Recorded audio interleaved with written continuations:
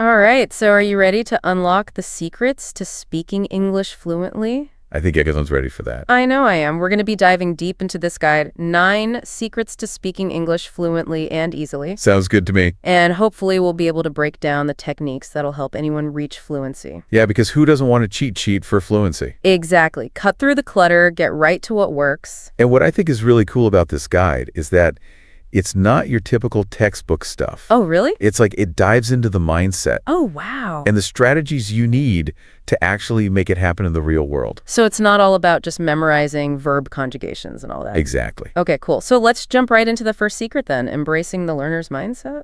Okay? Sounds pretty basic, but what does that actually look like, in practice? It's all about seeing those stumbles, those fumbles, those inevitable mistakes as like opportunities to learn. Okay. Instead of like beating yourself up over them. Yeah. Like imagine you're learning to play a really complex piece of music on the piano. Oh, gosh.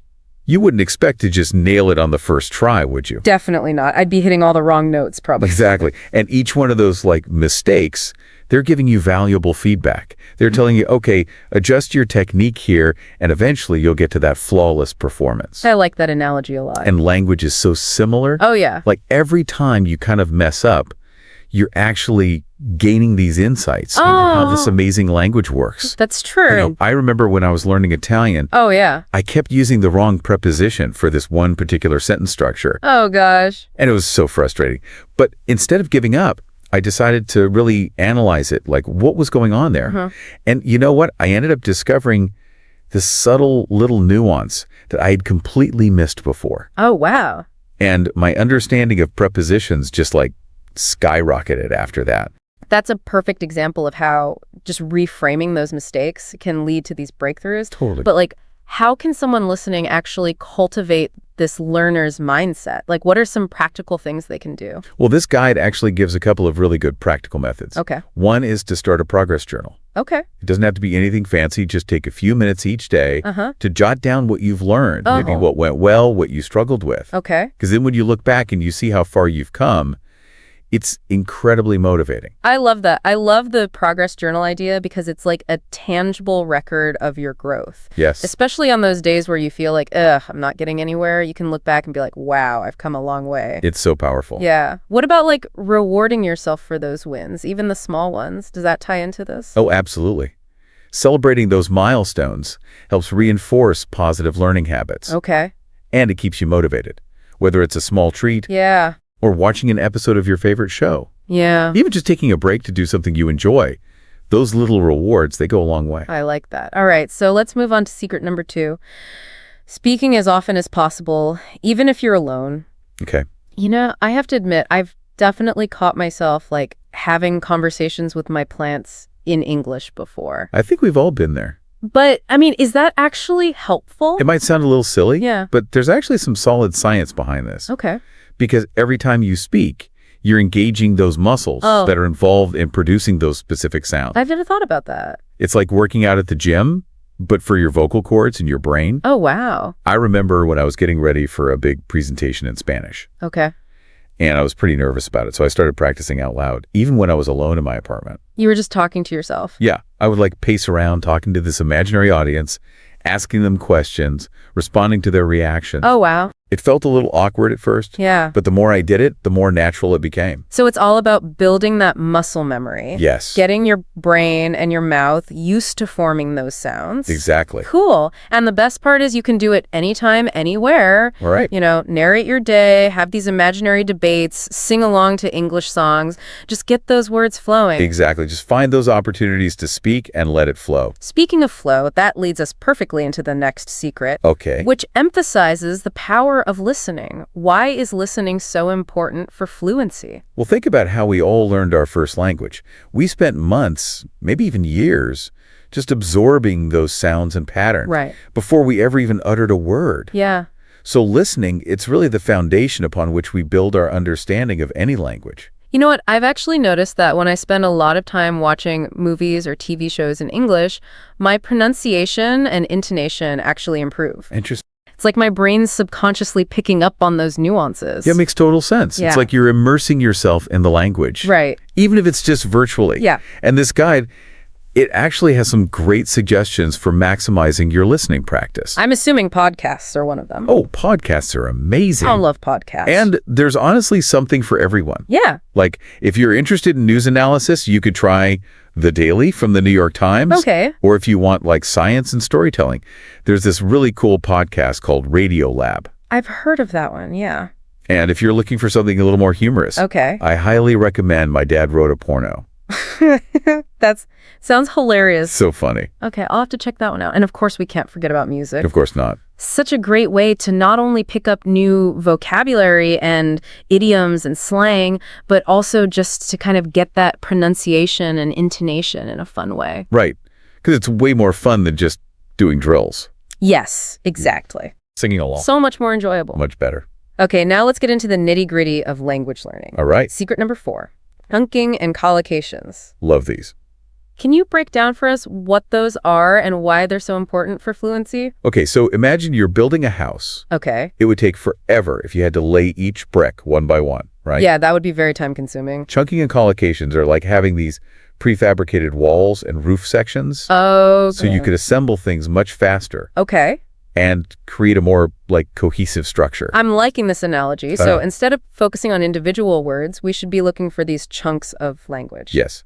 And these chunks are called collocations. Okay. They're so common in English. Okay.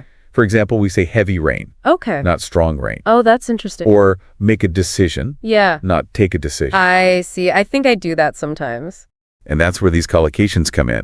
They help you sound more natural and fluent by using combinations that native speakers just instinctively use. Yeah, because I noticed that sometimes, like, I know all the vocabulary, but I can't quite figure out how to put them together in the right way. Exactly. So how can listeners start incorporating these chunking and collocations into their routine? So one really simple technique is to create what's called a phrase notebook. Okay. So as you're reading or listening and you come across these collocations, just jot them down in your notebook, Okay. along with their meanings and maybe some example sentences. I like that. And I would assume that these space repetition apps we talked about earlier would also be helpful for this. Oh, they're amazing for this. Yeah. Because space repetition helps move information from your short-term memory to your long-term memory Okay. by presenting you with that material at gradually increasing intervals. Gotcha. So it's like having a personal trainer, but for your vocabulary. Nice. Okay, let's move on to secret number 5. And this one might be reassuring to our listener. Okay. It's okay to simplify your sentence structures, especially at the beginning. Especially at the beginning. Does that mean we don't have to worry about grammar? No, grammar's still important. Okay. But fluency isn't about trying to build these, like, super complex sentences right away. Right. Actually, using shorter, simpler sentences can make you sound more confident and more fluent, Interesting. especially when you're still developing your skills. So it's more about clarity and conciseness than trying to, sound super smart with your grammar. Exactly. Imagine you're explaining, like, a really complex concept to someone. Okay. It's way easier to understand if you break it down into smaller, bite-sized chunks, right? Yeah, for sure. I definitely get caught up sometimes trying to construct these elaborate sentences, and it just ends up sounding confusing. It happens to the best of us. Yeah. So there's a really simple technique from the guide. Okay. You start with a basic sentence, Uh-huh. like, I enjoy reading. Okay. Then you gradually add details and complexity. Oh, I like that. So you could say, I enjoy reading books about history, Okay. and then expand it further. I enjoy reading books about history, especially biographies of influential leaders. So you're building upon that simple sentence Yes. without making it overly complicating. Exactly. So it's finding that balance between clarity and complexity Yes. and, starting simple and then gradually working your way up. That's the key. And don't be afraid to experiment and see what feels more natural for you. Yeah, You might find that certain sentence structures are easier for you to produce than others. right. The important thing is to keep practicing, keep refining those skills, Practice makes perfect, as they say. or at least progress. Or at least progress, yeah. That's the goal. Exactly. Welcome back to our deep dive into the secrets of fluent English. So we've already uncovered some really cool strategies so far. Yeah, we're just getting started. But I mean, I'm always up for more tips and tricks, you know what I mean? What else does this guide have in store for us? It talks a lot about staying curious Okay. and, like, making your learning engaging. I can definitely see how that would be important. Like, if you're genuinely interested in something, it's got to be way easier to stay motivated, right? Exactly. It's like instead of slogging through those boring textbook exercises, Oh, yeah. you're exploring subjects that actually pique your curiosity, Right. whether it's, technology, sports, global news. Okay. Even something like cooking or fashion. Ooh, fashion. That's a good one. Like, imagine diving into the world of, like, fashion magazines and blogs and documentaries all in English. Yeah. You'd not only be picking up new vocabulary, but you'd also be gaining these insights into, like, cultural trends and perspectives. Totally. That's exactly what it's all about. Okay. And it brings us to another important aspect of fluency, cultural immersion. Oh, okay. Because language is so much more than just, words and grammar. Right. It's a reflection of a culture's values, its history, its way of life. I like that. So by immersing ourselves in English language media, we're kind of getting a deeper understanding of the culture that shapes the language. Yeah, it's like you're getting this backstage pass to how native speakers actually think and express themselves. That's cool. So it's not just about memorizing vocabulary lists. You're connecting with, like, the heart and soul of the language. Yes, exactly. I love those aha moments. When you finally grasp a tricky grammar concept. Yeah. Or you effortlessly use a new idiom in conversation. The best feeling. But this guide really emphasizes, like, acknowledging even the small victories. Yes. Those tiny steps forward that might seem insignificant at the time. Why is that so important? It's all about maintaining motivation and momentum. Okay. Because language learning, it's a marathon, not a sprint. For sure. And there are going to be times when you hit a plateau, you feel discouraged. Yeah, definitely been there. But if you can train yourself to recognize and appreciate those tiny little sparks of progress, Okay. it makes all the difference in staying the course. It's like those fitness trackers that celebrate every 1,000 steps you take. Yes. Even if you haven't quite reached your daily goal yet. Exactly. It's like those little nudges of encouragement. They can be really motivating. Very motivating. And it's important to celebrate those wins in a way that works for you. Yeah. So maybe it's treating yourself to a fancy coffee or watching an episode of your favorite show. Okay. Or just taking a moment to savor that feeling of accomplishment. I like that. Okay, so we've talked about staying curious, immersing ourselves in the culture, celebrating those small wins. Yeah. What about the practical side of things? Like, Okay. how does this guide recommend structuring our study time? It offers this sample weekly plan Okay. that emphasizes a balance between focused study Uh-huh. and then real-world application. I like that. And of course, you can tailor it to your own needs and preferences. Right. But the general idea is to dedicate specific blocks of time Okay. to different aspects of language learning. Got it. So, for example, Mondays could be for grammar review Yes, and maybe practicing conversation with a language partner. perfect. Exactly. Then midweek, you might focus on expanding your vocabulary, Okay. maybe by learning new collocations Oh, yeah. related to a topic that you're passionate about. Cool. You could read articles, listen to podcasts, even watch documentaries on that subject, Uh-huh. and actively jot down any interesting phrases or expressions that you come across. I like that. And maybe Fridays could be for, like, fine-tuning pronunciation through drills or shadowing exercises. Exactly. And don't forget to leverage the weekend for immersive experiences. Okay. Maybe you attend an English language meetup, Oh, cool. or you watch a movie without subtitles, Oh, that's a good one. or you just chat with a friend in English. Okay. Those real-life interactions are so valuable. Yeah, it sounds like the key is to create a routine that works for you and then stick to it consistently. Absolute consistency is key. Okay, but let's circle back to those 9 secrets for a second. Okay. And see if there are any specific strategies that we haven't really touched on yet. Okay. I know we talked about chunking and collocations in the first part. Yeah. Any additional tips on how to really master those? One thing this guide emphasizes is the importance of context. Okay. So don't just memorize collocations in isolation. Uh-huh. Try to encounter them in their natural habitat, so to speak. Okay. Pay attention to how they're used in articles, books, movies, conversations. It's like learning a new dance move. You can watch videos and try to mimic the steps, Yeah. but it's not until you actually get out on the dance floor Yeah. and try it out in a real setting that you truly understand how it works. I love that analogy. That's what it feels like sometimes. Yeah, the more you encounter those collocations in those authentic contexts, Okay. the later you'll understand their nuances and how to use them effectively. Okay, so context is key. What about those of us who tend to overthink our sentences Yeah. and get stuck in grammar land? Oh, yeah. Any advice for overcoming that? The guide reminds us that fluency is not about grammatical perfection. Okay. It's about conveying your message clearly and confidently. Uh-huh. even if your sentences aren't perfectly structured. So it's better to speak like a slightly imperfect sentence fluently Yes, than to stumble over a grammatically perfect sentence. exactly. And remember that technique we talked about earlier, sentence expansion? Oh, yeah. You can start with a basic sentence and gradually add details and complexity as you become more comfortable. I like that. So the key is to prioritize clarity and flow over grammatical intricacy. Especially in spoken English, yes. Gotcha. Okay, I'm curious about those techniques we discussed for refining pronunciation, like reading aloud and shadowing. Yeah, Any additional tips for getting the most out of those? absolutely. When you're reading aloud, try to focus not only on the accuracy of your pronunciation, Okay. but also on the rhythm and intonation of the language. So it's not just about saying the words correctly, but also about capturing that natural flow and expressiveness. It's like adding musicality to your speech. Oh, I like that a lot. And what about shadowing? Okay, so one helpful tip is to break down the audio clip into smaller chunks. Okay. So instead of trying to shadow a whole podcast episode, Right. you could start with a short segment, maybe a minute or two. Okay. Listen to it several times, paying attention to the speaker's pronunciation and intonation. Then pause the audio and try to mimic the speaker as closely as possible. Gotcha. So it's like practicing a short musical phrase on an instrument, Yeah. getting each note and nuance just right before moving on to the next phrase. I love that analogy. It's perfect.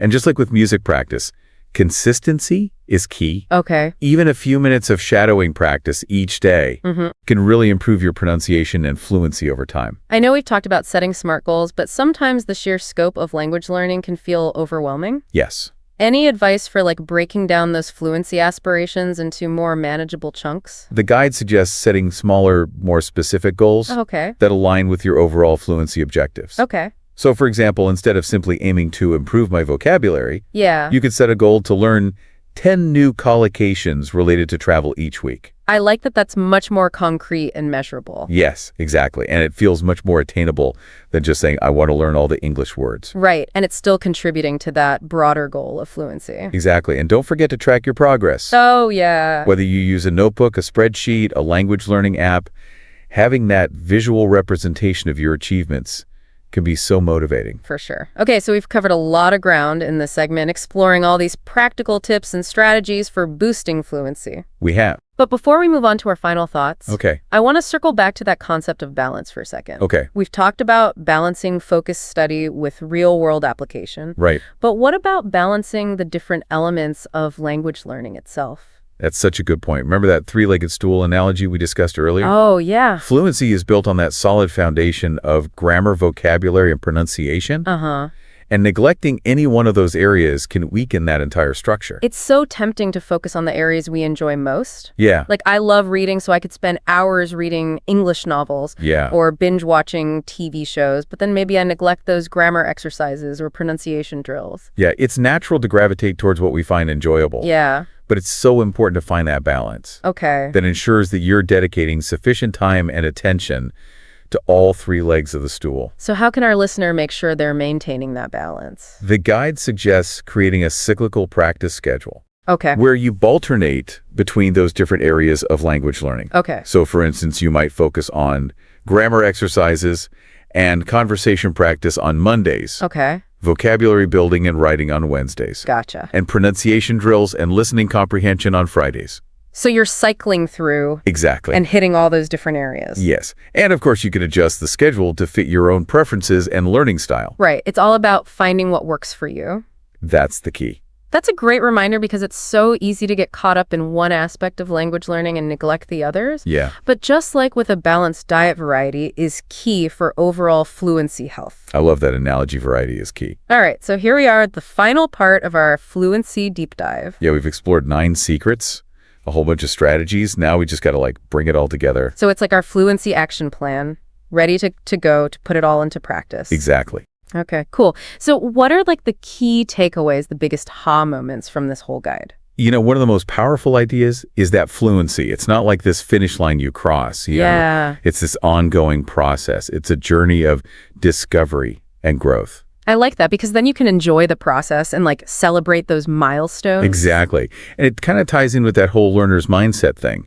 You know, it's shifting away from that fear of making mistakes. Right. To being curious about what you can learn from those mistakes. Yeah. When you're not afraid to stumble, you're more likely to experiment, take risks, Totally. and really immerse yourself. But mistakes can be discouraging sometimes, especially when you feel like you're stuck. Right. So how can our listener, use this guide to kind of break through those plateaus? Well, immersion is key. Okay. This guide really emphasizes surrounding yourself with English as much as possible. Yeah. So podcasts, movies, music, even social media. Yeah, I've been really into documentaries lately. Oh, nice. And there are so many good ones in English. It's like a great way to learn about different topics and improve my listening at the same time. That's awesome. And remember the power of real-world interactions. Right. Whether it's through language exchange apps or conversation clubs or just chatting with friends. Yeah. Those authentic experiences, they're so essential. So it's putting those skills to the test in the real world. Exactly. Which can be a little scary at first, but the more you do it, the more comfortable you'll get. Right.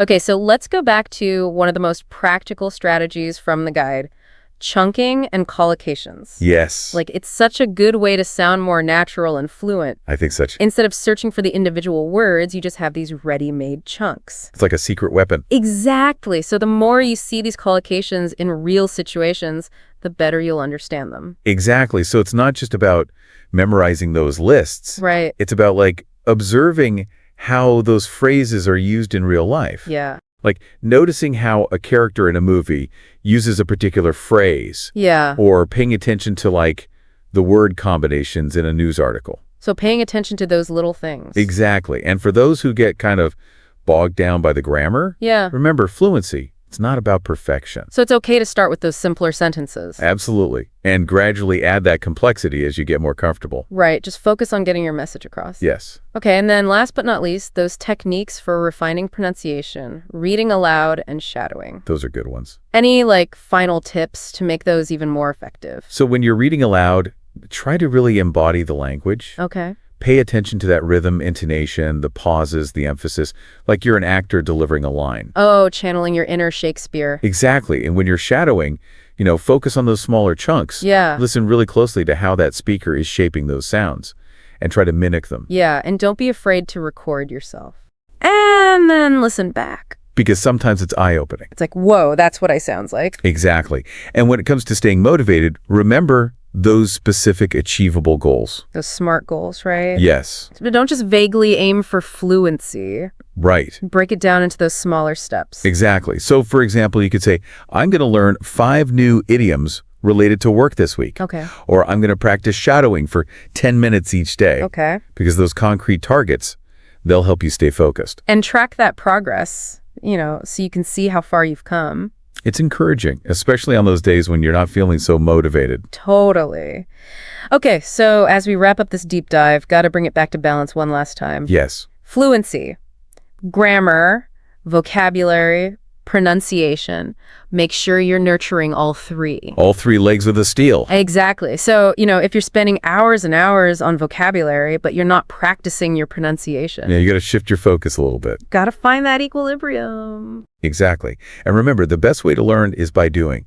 Don't be afraid to step outside that comfort zone Right. and use your English in real life situations. Exactly. So ordering food at a restaurant, asking for directions, chatting with a stranger. Yeah, those interactions, they'll build your skills and your confidence. So there you have it. 9 secrets, a ton of strategies, and a reminder. Enjoy the journey. Embrace it. This guy asks a great question. How will you personalize these secrets and make them your own? It's up to you. So reflect on what you learned today and start creating your own path. Remember, language learning's an adventure. Keep practicing, keep exploring, and keep sharing your gift of language. Until next time, happy language learning. All right, let's dive in. We're unlocking a vault today filled with 25 uncommon but incredibly useful English words. And these aren't just any old words, no. We're giving you the good stuff. Yeah, these words are going to add some serious depth to your conversations. And maybe even a touch of magic, who knows? Exactly. It's like we're equipping you with a whole new set of tools for expressing yourself. So first up is astonishing. Everyone uses amazing or surprising. Yeah, but astonishing, that's something else. It is. It hits different, right? Absolutely. It's like you've seen something that changes everything, It shifts your perspective. Like if you were describing the Northern Lights and you're like, the Northern Lights display was absolutely astonishing. It just takes it up a notch. Right. It's not just a description, it's an experience. It really is. Okay, so let's talk about a word that gives you a completely different feeling. Bliss. Bliss is so much more than just happy. It's like this deep sense of peace and joy. Yeah, it's like that feeling you get when you're meditating or when you're out in nature. Have you ever felt that when you're out hiking? Oh, absolutely. It's like that feeling of pure contentment. Yeah. And not just a fleeting emotion, it's like a state of being. Yeah, exactly. Now, I think we've all experienced this next one. Sometimes you don't even have the right word for it, but this word is perfect. Dwindle. Ah, yes. Like watching a campfire slowly die out, or the last drops of coffee in your mug. Oh, I can picture it perfectly. Time, resources, and motivation, they can all dwindle away. Yeah, it's that gradual decrease. Like it slowly fades away. It makes you really think about how you use your time and resources. It does. Okay, so speaking of resources, what about a word for making the most of what you have? Being smart about it. Frugal. Frugal sometimes gets bad rap like it means being cheap, but it's not about that at all. It's about being mindful, you know? Yeah, it's about intentionality. Right. Like making conscious decisions about your spending. So you're not wasting anything. It's almost like a whole philosophy. It is. And it's not just about money. It's about everything. Time, energy, resources. That's a good point. Okay, so let's move on to a word that's all about authenticity. Genuine.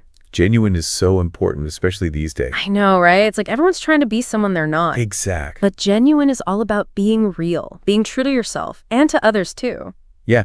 And when you compliment someone's genuine nature, it means something. It really does, because you're acknowledging that they're sincere, that they're not putting on an act. Right. It's a compliment that goes a long way. Okay, now let's talk about a word that can sometimes be a bit of a roadblock. Hinder. Hinder, yeah. That's about the obstacles we face in life. It could be anything, right?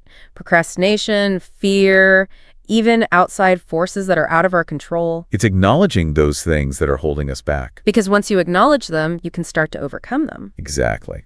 Now, have you ever worked on a project or maybe tried to learn a new skill and felt like it was just way too much? All the time. Complicated comes to mind. But what about the word intricate? Ooh, intricate is good. It's like there's a lot going on. Yeah, it's complex, but it's also beautifully structured, like a fancy watch or something. Right, there's an order to it. It's not just chaos, it's organized complexity. I like that, organized complexity. Okay, intricate. I'm going to use that one. Now, let's be real. We're all juggling a lot these days. Work, family, life, it's a lot. It really is. So the word juggle, it's pretty perfect, don't you think? It is, because you're trying to keep all those bowls in the air. Exactly. You're trying not to let anything drop. And it takes practice, right? And focus. Yeah, and a good sense of balance. Definitely. Okay, so switching gears a little bit, what about a word that describes something that's financially rewarding?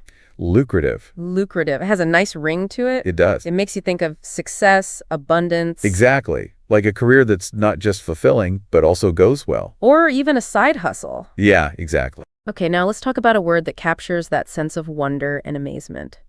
Marvel. Marvel. Like when you see something truly breathtaking. Oh, I remember the first time I saw the Grand Canyon. It was just incredible. I was in awe. Like, how did this even happen? Right. It's that feeling of wonder. Yeah, an appreciation for something bigger than yourself. It's a powerful feeling. It is. Okay, so we live in a world where everything is connected, right? Technology is everywhere. So the word ubiquitous is pretty fitting, wouldn't you say? It is. It's like smartphones, social media. They're everywhere you look. Yeah, we're surrounded by it, and it makes you think about the impact it's having. On everything. On everything. Okay, let's wrap up this first round with a word that's all about embracing the unknown. Venture. Venture. That's about taking risks, stepping outside your comfort zone. Exactly. It could be starting a business, traveling to a new country, or just trying something new. It's about that willingness to explore. And to see where it leads you. Yeah, and to grow along the way. Exactly. Even if it's a little bit scary. It is. Okay, so we've covered some amazing words in this first round, but we've got more to come. You know, when we were talking about venture, it can be kind of scary, right? Oh, yeah, totally. Like you never know what's going to happen. Right, and sometimes you just don't feel ready, like reluctance. Exactly. Like you want to stay in your comfort zone. It feels safe there. I get it. But I also think sometimes reluctance can be a good thing. Oh, interesting. How so? Like it gives you time to really appreciate what you already have, you know, before you jump into something new. That's a good point. It's like that feeling right before you go on vacation. Yes, that's a perfect example. Okay, so let's talk about a word that has a really cozy, comforting vibe to it. Quaint.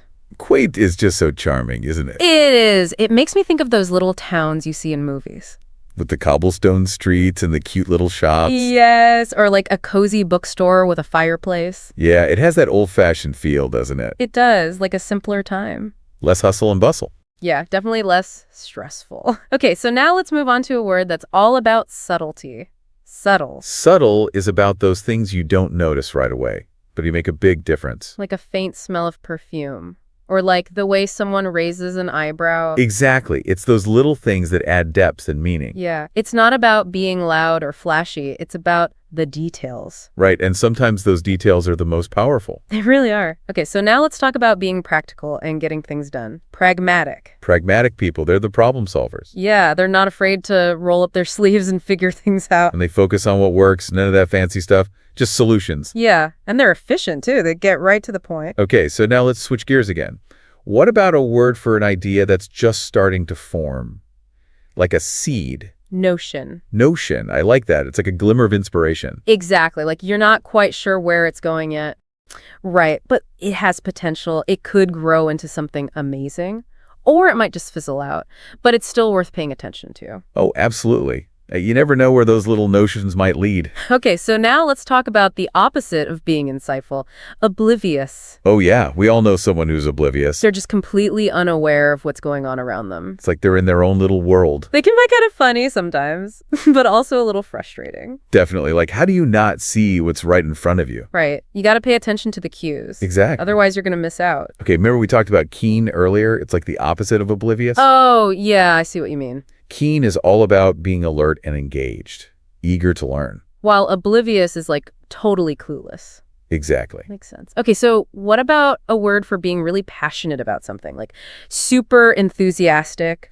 Zealous. Zealous, that's the one. Like you're so into it, you can't contain yourself. It's contagious. Yeah, and it inspires other people. It does. Okay, now let's celebrate what makes each of us unique. Quirks. Quirks are those little things that make you, you. They're like your signature moves. Exactly, like that friend who always wears mismatched socks. Or the coworker who collects those weird little figurines. Yeah, it's those things that make you interesting. I love that. Quirks are awesome. Okay, so what about a word that describes who we are at our core? Identity. Identity, that's a big one. It is. It's about your values, your beliefs, your experiences. Everything that makes you, you. And it's always changing too, right? Exactly. We're always growing and evolving. Okay, before we move on, I want to talk about thrive again for a second. Oh, thrive's a great word. It is. It's like you're not just surviving, you're flourishing. You're living your best life. Yeah, you're reaching your full potential. Okay, so we've talked about a lot of great words, but we've got one more set to go. Okay, we're back, ready for the final round. What words are we looking at this time? Well, let's start with yearn. It's a powerful word, you know? It is. It makes me think of like really deep longing for something you can't have. Yeah, like a lost love or a dream that feels impossible. Right. It's that ache in your heart. But there's also beauty in it, what do you think? Oh, absolutely. It shows how deeply we can feel. Yeah, and it can be a motivator too. Like that yearning pushes you to try harder. It does. It can push you to venture out and try new things. Oh, I see the connection. Like yearn is the fuel and venture is the action. Exactly. Okay, so let's talk about a word that's really important for success. Tenacity. Oh, tenacity is huge. It's all about never giving up. Yeah, it's like you're determined to reach your goal no matter what. You don't let anything stop you. Right. You just keep pushing through. It makes me think about our listeners, you know. How do they handle challenges? Are they tenacious? That's a great question. It's something to think about. It is. Okay, so tenacity is about never giving up. But what about persistent? Persistent is a little different. It's more about consistency. Okay, so like you're steadily working towards something, even if it takes a long time. Yeah, it's like that saying, slow and steady wins the race. Exactly. You just keep at it and eventually you break through. Okay, so now let's talk about a word that describes something truly significant. Monumental. Monumental, like a historical event that changes everything. Yeah, or like a scientific discovery, or even a personal achievement that transforms your life. Exactly. It's a turning point. It makes you think about what really matters, you know, what leaves a mark on the world. It does. And sometimes those monumental events are met with a lot of excitement. Remember zeal? Yeah, like monumental describes the event and zeal describes the feeling. Right. Okay, and speaking of feelings, let's revisit thrive. It's such an important word, especially when we're talking about personal growth. It is. It's like you're not just existing, you're thriving. You're living a full, meaningful life. Yeah, you're constantly growing and evolving. Okay, so for our final word, we're going to talk about what makes you, you, identity. Identity is a complex thing, isn't it? It's all the pieces that make you who you are. Yeah, your beliefs, your experiences, your values, everything. And it's not fixed either, right? No, it's always changing. We're always learning and growing. I love that. It's like we're all works in progress. Well, I think we've covered some incredible words today. I feel like I've learned so much. Me too, and I hope our listeners have as well. I hope they've been inspired to use these words in their own lives and to keep exploring language. There's always more to discover. That's right. Words are powerful tools. Use them wisely. So true. Well, that's all the time we have for today. Thanks for joining us on this word journey. Okay, so are you ready to dive into some academic interviews? Always ready. All right, let's do it. So we're looking at specifically master's and PhD program interviews today. Sounds good. And we've got this super interesting podcast script as our source material. Okay. And it's designed to help non-native English speakers prepare for these interviews. But honestly, like even as a native English speaker, I'm finding some really great nuggets in here. I bet. So what's interesting to me is like it's not just the language stuff that they're focusing on in here. It's like it almost accidentally reveals like the hidden curriculum of what these interviewers are really looking for. The unspoken expectation. Exactly. Yeah. So it's not just like, can you speak English well enough to survive in this program? It's like, do you understand academia? Right. Like, do you understand the rules of the game? Yeah, totally. Yeah. And like one of the first things that they highlight that I thought was really interesting, which is some key vocabulary. Oh, yeah. And like, I remember when I was first starting out. Yeah.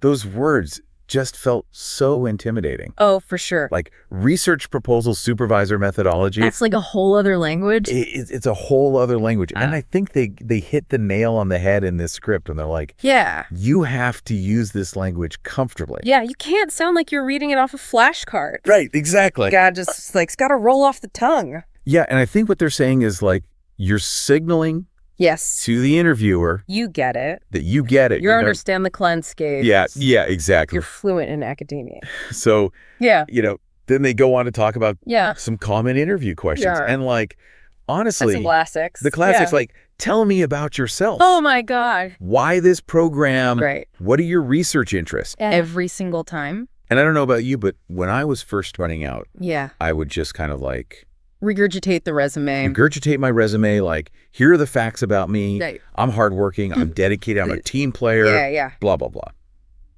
But I feel like the script here is really pushing us to go deeper. Oh, absolutely. It's not about just the facts. It's about like, who are you as a researcher? Who are you as a thinker? What's your story? Yes. What makes you tick? And like, give me a concrete example. Okay, so let's say they ask you. Yeah. Tell me about yourself. Okay. Don't just say, I'm hardworking. Right. Tell them about that time you pulled an all-nighter. Yeah. To analyze data for your undergrad thesis. Yes. You know? Show them. Yeah. Don't tell them. Give them the evidence. Okay, so another example. Okay. They ask you, why this program? Right. And I think this is one where people often fall into the trap of just saying nice things about the program. Oh, it's a great program. Yeah, exactly. It's very prestigious. It's prestigious. It's well-ranked. I would be honored to be here. Yeah. Yeah. What's the deeper level? What you got to do is you got to connect it to yourself. Yeah. You got to connect it to your research interests. Okay. So let's say there's a faculty member in that program who does research on, I don't know, 18th century feminist poetry. Okay. And that's what you're passionate about. Right. You got to mention that. Yeah. You got to be like, I read Dr. So-and-so's book, Right. and it blew my mind. I have to work with this person. And you know what's funny is sometimes I struggle with that. Yeah. Because I want to be authentic. Right. But I don't want to sound like I'm overselling it. Like you're trying too hard. Yeah, exactly. Yeah, yeah. So how do you... I think the key is, you know, when something genuinely excites you, you can feel it. Yeah. So think about like a recent research study that you read that really got you fired up. Yeah. Why did it excite you? Was it the methodology? Was it the findings? What was it about that study that made you go, wow? Okay. And then when you're talking about your own research interests, weave that in. Okay. And your passion will come through naturally. It'll be genuine. Exactly. Okay, I like that. Yeah. Now, what else we got? there's a SAML interview conversation in this track. Oh, yeah. Let's break that down. Can we break it down? Let's see what's going on. Okay, so let's take a look. And I'm noticing that the you in this example seems to be doing a pretty good job of like highlighting their experience and they're hitting their interest in the program. They're hitting the main points. Right. Yeah. But where could they improve? So one thing I notice is when they're asked about their research interests, they mention like a broad area, Oh, but they could be way more specific. give me an example. Okay, so instead of just saying, I'm interested in renewable energy, Right. which is super broad, Very broad. they could say something like, I'm particularly fascinated by the potential of algae biofuels Well, okay. to revolutionize transportation. Right. So it's like they've done some digging. they've done their homework. They know what they're talking about. Yeah, they're connecting it to the press. Yes, they're showing that they understand like the nuances of the field. Okay. Yeah. I like that. Yeah. Now, one thing that I noticed in the script is they kind of mention methodology, but they don't really Still surface level. go deep on it. Yeah. And I'm wondering, even if you're just applying to a master's program, Yeah. do you need to have like a working knowledge? I think it's helpful because it shows that you're Right. thinking critically about how knowledge is generated. Yeah. So, for example, let's say you're interested in social psychology. Okay. Being able to articulate the difference between qualitative research, Right. like in-depth interviews, Yeah. versus quantitative research, Yeah. like large-scale surveys. Right. That shows that you're not just interested in the what, Yeah. you're interested in the how. The how. Yeah. Okay. So to wrap things up, Right? what's the biggest takeaway for our listener today? I would say knowing the vocabulary is super important, Yes. but the real magic happens when you understand the deeper purpose Yeah. behind each question. So Yeah. it's not just about like giving the right answer. It's about understanding what are they really trying to assess? Okay. Are they trying to assess your critical thinking skills? Yeah. Are they trying to assess your ability to collaborate? Right. What is it that they're really getting at? Yeah. And once you crack that code, Yeah. then you can tailor your answers Yeah. to showcase those qualities. So like a game, It's like a mental chess game. totally. Yeah. Okay. So now I'm going to put you on the spot. Yeah, okay. If you were interviewing someone, Yeah. what's that one quality that makes you instantly say yes? Oh, that's a good question. Yeah. For me, I think it's that spark of genuine intellectual curiosity. Ooh, I like that. Yeah, someone who's not just going through the motions, Right. but is like genuinely excited to learn, Yeah. to explore, Yeah. to contribute to the field. And you know what's so great about that? Yeah. Is you can't fake that. You can't fake it. Yeah. It's got to be real. Yeah. So listener out there, Yes. if you're prepping for these interviews, Yeah, do your research, absolutely. refine your answers, Yes. and let the intellectual curiosity shine through. Let it shine. You got this. Go get them. All right. Thanks for joining me on this deep dive. This was fun. Yeah, I always learn so much from these. All All right. We'll catch you next time. See ya. Bye. All right. Welcome back for another deep dive. And this one is really for you. Oh, yeah. Yeah.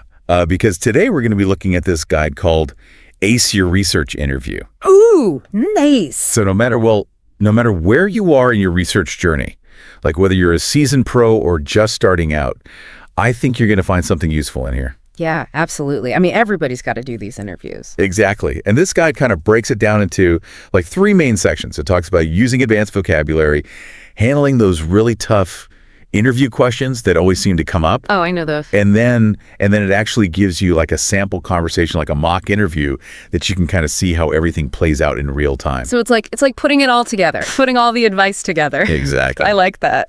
So I'm really excited to kind of dive into this with you today and see what we can pull out of here that's really going to help our listeners kind of really ace those interviews. Absolutely. When I was first looking at this guide, the thing that really stood out to me was this idea that, they really want you to come across as like a real researcher, not just someone who's like memorized a bunch of answers. Yeah. It's about really showcasing that deep understanding of the research world. Okay. Yeah, that makes sense. And I see that right away when I look at that section on advanced vocabulary. They use some pretty impressive terms in there like, literature review, interdisciplinary approach. Yeah. Those are some real power words. Yeah, and I think for some of our listeners, those might sound a little intimidating. Like, wait, what does that even mean? Yeah. So just to kind of break it down, like a literature review is basically, it's like that deep dive into all the existing research on a topic, kind of like detective work, but for I science. would like that. Right. And then like the interdisciplinary approach basically means you're drawing on ideas from multiple fields, not just staying in one lane.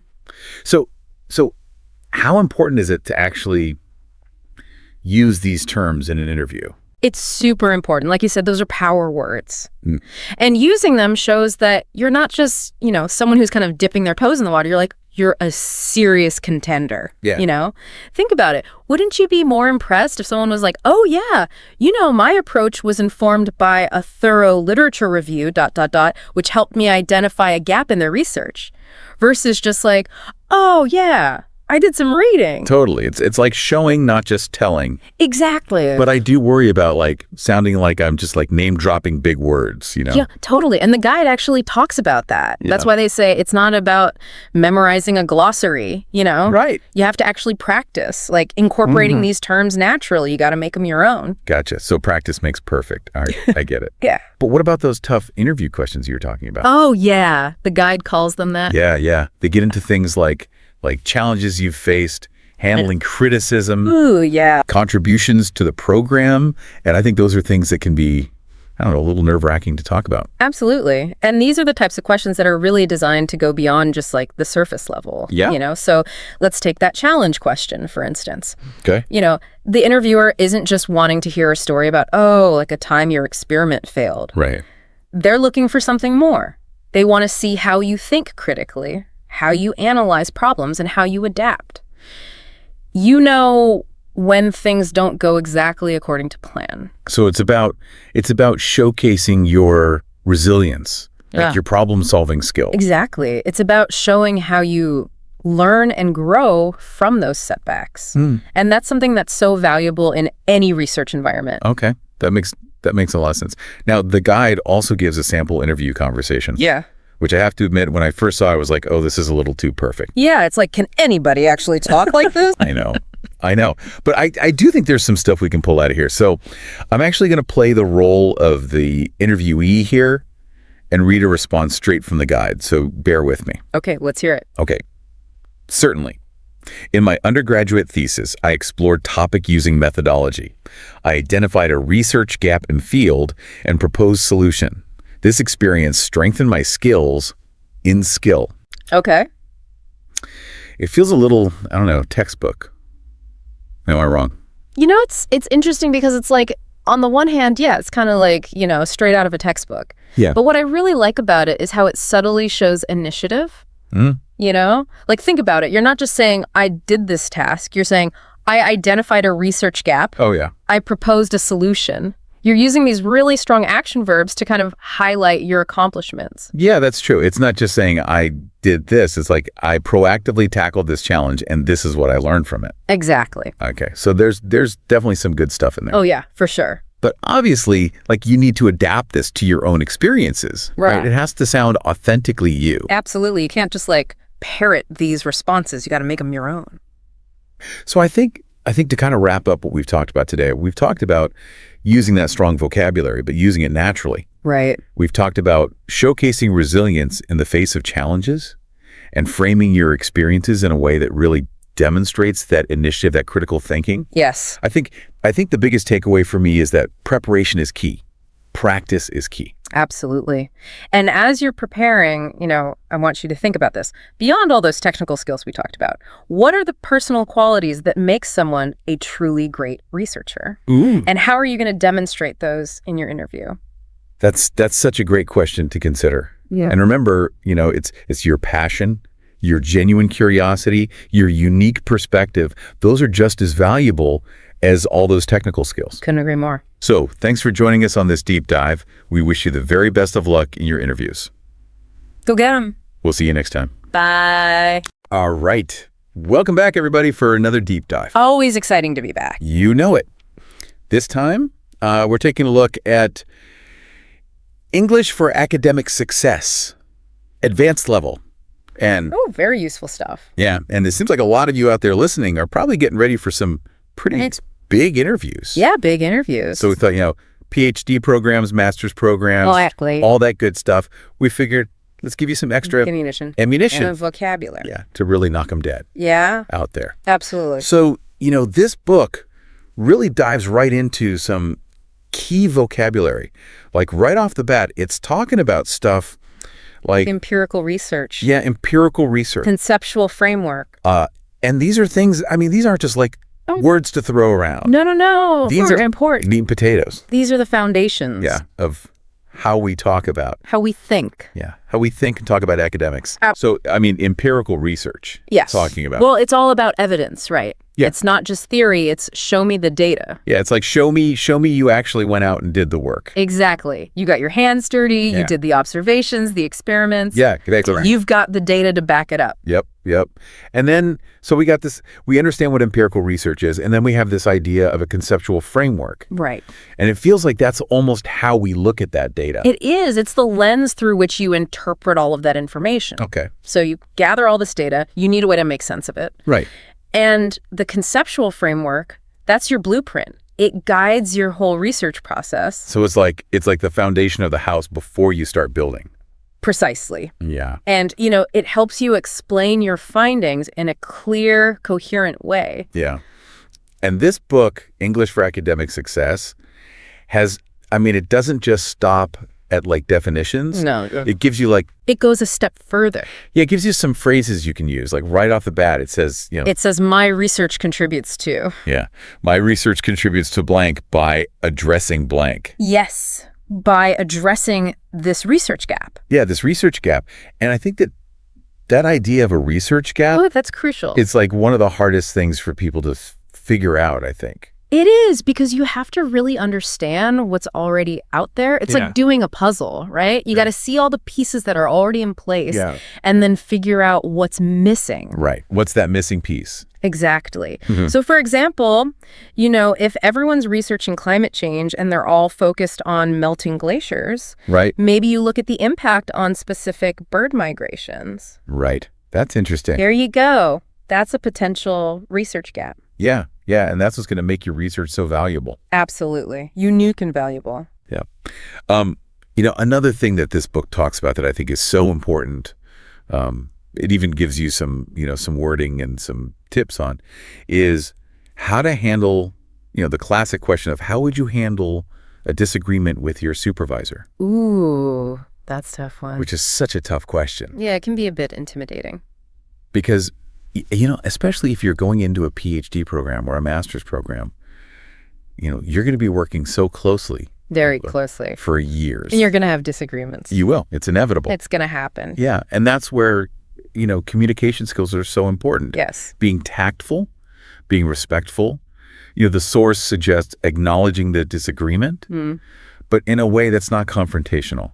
Right. Like maybe seeking clarification, help me understand your perspective. Yeah. That kind of thing. And trying to find common ground. Yeah. I love that. It's like you're not trying to win an argument. No, you're trying to collaborate. You're collaborating. Exactly. Yeah. You're showing that you can navigate those complex academic relationships. I remember in my first PhD interview, I was so nervous about the question, what unique perspective do you bring? Oh, yeah. What unique perspective do you bring to this research? That's always a tricky one. Because you're like, well, I'm just me. Yeah, it's like, what do you mean? What do you mean unique? Yeah. But it's really about showcasing how your background, your experiences, Yeah. even things that seem unrelated, Yes. can actually enrich the group's work. That's so true. So for me, I have a background in linguistics, Okay. which you might think is completely separate from psychology. Right. But it actually helped me analyze qualitative data in a really different way. Oh, interesting. Yeah. It gave me a new perspective. Yeah. So it's almost like taking these different, parts of yourself and saying, well, I know that this part of me doesn't seem to fit, but actually it really does. Exactly. Connect those unexpected dots. Yeah. One other thing I wanted to mention, this book, it talks about researching potential funding opportunities. Yes. Which at first I was like, whoa, hold on, really? This early on? I know, right? It seems like a lot. But I think it's But it's brilliant. it's so smart. It is, because it shows that you're already thinking ahead. Yeah. You're proactive. You're resourceful. You're not just waiting for someone to hand you a project. Yeah. You're saying, I want to be a part of this. I'm ready to contribute. Yeah. And that's so attractive to a potential advisor or a research group. Absolutely. You'd be like, this person's already thinking like a researcher. They're already invested. They're invested. Yeah. Yeah. And this book wraps up. I mean, the last sample interview question it gives is all about Time management. time management, which, let's be honest, is crucial in any academic program. Especially PhD or a master's, I mean. Oh, absolutely. Yeah. You're juggling so many things. Research, teaching, classes, your own personal life. It's a lot. It's a lot. So being able to manage your time effectively is essential. And, the book talks about structured planning and prioritization. Right, having a system in place. But honestly, I think this is such a personal thing. It is. It really is. What works for one person might not work for another. Yeah. So don't be afraid to experiment. Yeah. Find what works for you. There's the Pomodoro technique, time blocking, Oh, yeah. All that good stuff. There's apps designed specifically for students. Oh, so many resources. Find what clicks for you and stick with it. So there you have it. I mean, from, key vocabulary to how to answer tricky questions. Funding opportunity. Even time management. I mean, feeling ready to tackle those interviews. I hope so. But, beyond all these practical tips, I want to leave you with a question. Oh, good. What personal qualities or experiences do you think would make you stand out? What makes you, you? That's such a good question. Really dig deep on that one, folks. Absolutely. That's your homework. Yeah, that's your homework. Think about that one. And until next time, keep on diving deep. Keep diving. Okay, so get this. Today we're looking at how to boost your English fluency with just 19 words. Wow. Yeah. Crazy, right? Sounds too good to be true, but that's what this whole deep dive is about. Yeah. We're going to look at the source material. It's like a crash course for English fluency. Just 19 words. It's interesting because a lot of people think that to be fluent, you have to know tons of words. Right. But this is like the opposite. It's about using the right words at the right time. Oh, I like that. Like having a toolbox. Exactly. With just the tools you need. Yeah. So where do we even start with this? There's all these different categories in the source material. Well, the first one that comes to mind is transition words. Okay, transition words. Those little words that connect your ideas? Like however and therefore. Exactly. Those are great examples. Yeah, we use those all the time. Yeah. But they're so important. Yeah, I never really thought about why they're important. Well, think about it this way. Okay. If you were listening to someone and they just jumped from one idea to the next without any transitions, It'd be so jarring. that sounds so spread. Where are you going with this? Yeah. So transitions help everything flow. And when you use them well, you sound more organized, more articulate. Right, because you're guiding the listener. Exactly. You're not just throwing random ideas out there. It's like you're saying, hey, stick with me here. I'm taking you somewhere. Okay, that makes sense. So those little words really make a difference. They do. Now, I want to talk about something that I struggle with. Okay. It's those power verbs and clarity adjectives. Like, why say something is good Right. when you could say it's compelling? Exactly. Or insightful. Yes. Think about a time when you were just captivated by something. What words would you use to describe it? Exactly. You want to use words that paint a picture. Okay. And strong verbs do that. So instead of saying, I made a new strategy, you say, I implemented a new strategy. Exactly. So that's much stronger. Oh, it sounds so much better. Right. But sometimes I just don't have those words at my fingertips. Right.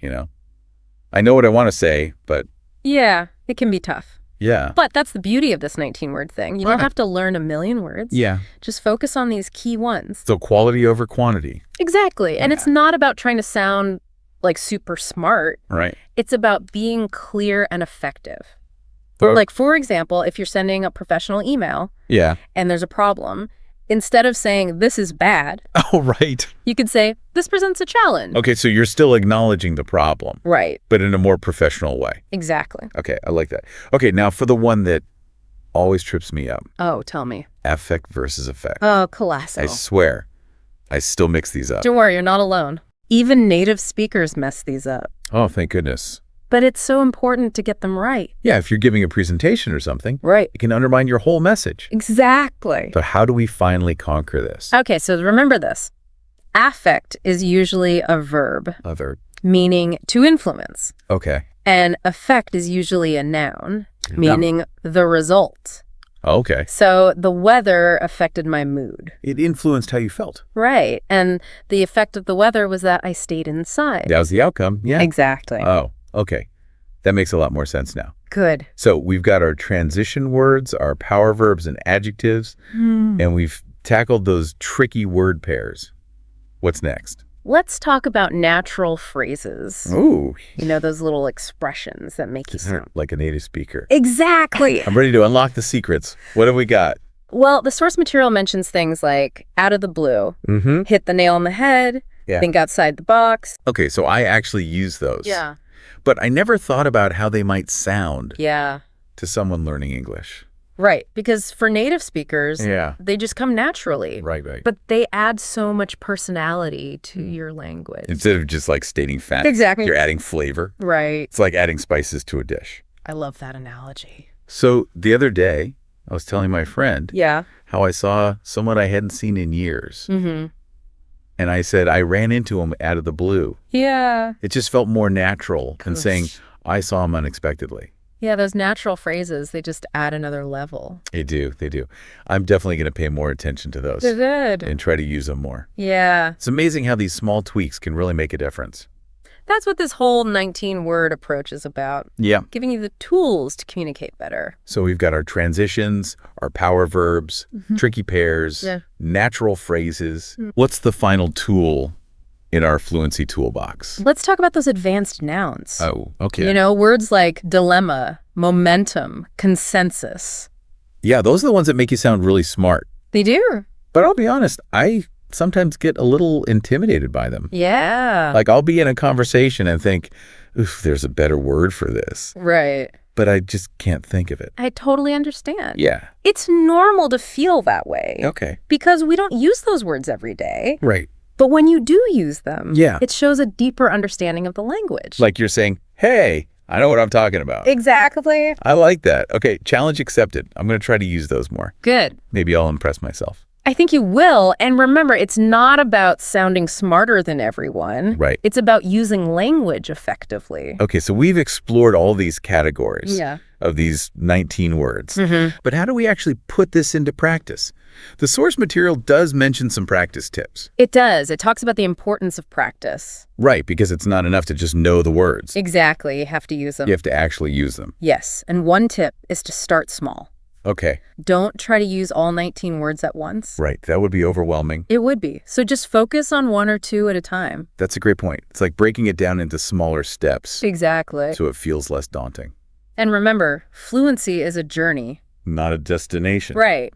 So be patient with yourself and celebrate your progress. Okay, I love that. It even says, try to use just one new word a day. Oh, wow. Imagine you could Yeah. add 365 new words to your vocabulary in a year. That's amazing. Oh. That would totally change the game. Right. And doesn't even sound that hard. No. I could definitely use one new word a day. Yeah. It's like a fun little challenge. It is. It's all about that momentum. Yeah, those little wins. Exactly. It keeps you going. And it makes it feel less overwhelming. Totally. Like this whole less is more idea. Yeah. Focus on the essentials, Right. master those, and then you'll sound more fluent. Exactly. It's about being intentional. Right. Yeah. Choosing the words that really matter.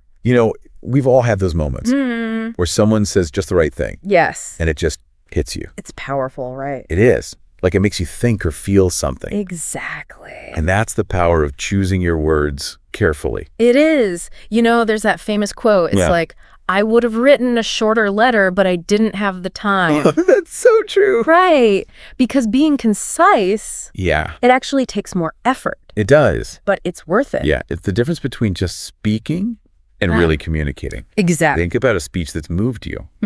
It's probably not full of jargon or super complicated words. Right. It's simple but powerful. Yeah. The words resonate with you. They do. It's like Like what? it's like a chef who uses just a few high quality ingredients Okay. Yeah. but creates an amazing dish. Oh, I like that. Yeah, they're not trying to overwhelm you with flavors. Right. It's all carefully selected. So if we apply that to language, Yeah. it's about being mindful of how we combine words. To get our message across. Exactly. It's like the grammar of fluency. It is. It's not just knowing the words. It's Yeah. how you put them together. Yeah, the structure, the tone, the emphasis. Right off As we're talking, I'm realizing fluency isn't just about sounding native. No. It's about connecting with people. Exactly. It's like building bridges. Yeah, between minds and heart. When you can express yourself clearly, Yeah. it opens up so many possibilities. I mean, you're free to share your ideas, your stories, Yeah. without feeling limited by language. Exactly. That's so empowering. It is. Fluency lets you participate in conversations, build relationships, advocate for things you care about. Wow. You can even inspire others with your words. I love that. It's about having a voice Yes. and using it. And, I've definitely held back from saying things. Really? Yeah, because I wasn't sure if I could say it right. Oh, I get that. But with practice, Yeah. those barriers come down. Okay, so this 19-word approach, Yeah. it's like a starting point to build From feeling intimidated to feeling empowered. We talk a lot about personal growth on this show. Yeah. And I think language is such a big part of that. Totally. It's how we express ourselves. Yeah. How we connect with the world. It's essential. And it's a journey that never really ends. It doesn't. Language is always changing. That's true. So there's always more to learn.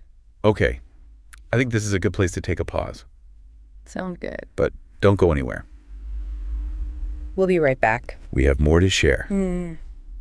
All right. So we're back. And I was just thinking, this whole fluency thing, it's not just about sounding like a native speaker. Right. It's about really connecting with people. It is. It's like you're able to express yourself more fully. So someone listening might be thinking, okay, this is all great, but how do I actually, use this? Well, remember that source material? Yeah. It really stresses that you don't have to know every word in the dictionary. Oh, thank goodness. Right. It's about choosing the right words to express yourself clearly. And confident. Yes. And what I like about this approach is it's for anyone, no matter your level. Exactly. Beginner, advanced. Yeah. It's about shifting your mindset. Okay. From feeling overwhelmed Yeah. to focusing on the essentials, like those 19 words. So it's like having a strong foundation. Yes. Instead of trying to build like a skyscraper on sand. Exactly. And remember, it's a journey. Yeah. Not a destination. Be patient, celebrate the progress. And enjoy those aha moments. I love those. Like when you use a new word and it just clicks. It feels so good. One thing I keep thinking about is how important it is to be intentional with language. Oh, yeah. That's been coming up for me, too. It's not just about speaking fluently. Yeah. It's about speaking thoughtfully. Choosing your words carefully. Exactly. Yeah. Making sure your message is clear. So it has the impact you want. Right. Like it's the difference between throwing a dart randomly and aiming for the bullseye. Oh, I see. Yeah. Intentionality brings focus. Yes. And it shows in how people perceive you when you use language precisely. Yeah. You sound more confident, more credible. It's like you're saying, I respect your time, so I'm going to make every word count. Exactly. So, to wrap things up, I have a question for our listeners out there. Okay, what is it? We focused on these 19 words, but what other words or phrases do you think are essential for fluency? I love that question. Good. Because it shows that language is always changing. Right. There are always new words to learn. New things to discover. So keep expanding your vocabulary. That's such a good reminder. It's a lifelong journey. It is. No matter how fluent you think you are. There's always more to learn. I love that. Oh. Okay, so to our listener, keep your ears open, your mind curious, and your tongue practicing. The world needs to hear your voice. Yes. And fluency is the key to unlocking its potential. Couldn't have said it better myself. Thanks for joining us on this deep dive. Ever feel like you're just wading through a sea of words? Yeah, I know that feeling. But today we're diving into the deep end. That's right. We're going to explore some advanced English vocabulary, 15 words to be exact. Okay. And they're all from this book, Test Your English Vocabulary. Sounds like a challenge. Well, it's not about memorizing definitions or anything like that. Oh, good. We're going to uncover their hidden depths and how these words connect to the bigger picture. I like that. It's fascinating how these words can really unlock a deeper understanding of human behavior and communication and even our perception of time. Absolutely. And to make it a little easier, we'll group our 15 words into themes. Okay. First up, the art of communication. All right. Or sometimes the lack of it. Right. Let's start with loquacious. I'm sure you've met someone like this. They could talk a blue streak. Yeah. Holding court at a party, even if no one else gets a word in edgewise. Oh, yeah, for sure. That's our loquacious friend. Yeah. It's interesting to contrast that with someone who's laconic. They might only say a few words, but those words carry weight. Think of a seasoned judge delivering a verdict. Just brief, to the point. No wasted syllables. Oh, I like that example. Now, have you ever noticed how some people use big words to actually avoid clear communication? All the time. That's where obfuscate comes in. Right. It's like they're trying to build a wall of jargon to hide behind. It happens a lot, especially in fields like, law or finance. Yeah. Sometimes it's unintentional. They're so used to speaking a certain way, they don't realize it's confusing to others. Right. But other times it's a deliberate tactic, make things seem more complex than they are. Yeah, it's like they think if they use enough fancy words, no one will question what they're actually saying. Right. But we're smarter than that. Absolutely. We're going to see right through that obfuscation and get to the heart of the matter. And sometimes the most straightforward language is the most powerful. Okay, enough about communication. Let's talk about behavior. Our next group of words explores some interesting character types we all encounter. Okay. The sycophant, the ostentatious, and the austere. Let's start with the sycophant. All right. Oof. Just the word makes me cringe. You know that person who's always showering someone with insincere praise just to get on their good side? Yeah, the classic yes man, always trying to curry favor. It's interesting to think about why someone might behave this way. Could it be a lack of confidence or maybe even a manipulative strategy to gain power? Oh, it makes you wonder, right? Now let's swing to the opposite end of the spectrum with ostentatious. Okay. This is our friend who loves to flaunt their wealth or success. Oh, yeah. Think of the person who always has to have the latest designer clothes, the flashiest car, always name-dropping their fancy vacations. Yeah, it's all about outward appearances, often masking a deeper need for validation. It makes you think about our society's obsession with status symbols and material possessions, doesn't it? Totally. Now, in contrast to the ostentatious, we have the austere. This describes someone who lives a simple, unadorned life. Right. They're not interested in flashy displays or material wealth. Think of a minimalist who values experiences over possessions. That's a fascinating counterpoint to the ostentatious lifestyle. In a world that constantly bombards us with messages about what we should want and need, the austere individual chooses a different path. And I think the word propensity ties all three of these words together nicely. How so? Well, it refers to our natural tendencies or inclinations. We might have a propensity for flattery, for extravagance, for simplicity. These tendencies shape our behavior in all sorts of ways. Exactly. We all have propensities, and recognizing them in ourselves and others can be key to understanding why we act the way we do. Now let's shift gears and get a little philosophical. Our next group of words deals with time and the intangible. Okay. Ephemeral, ubiquitous, and the ineffable. All right. Have you ever experienced something beautiful but fleeting, like a stunning sunset that disappears in minutes?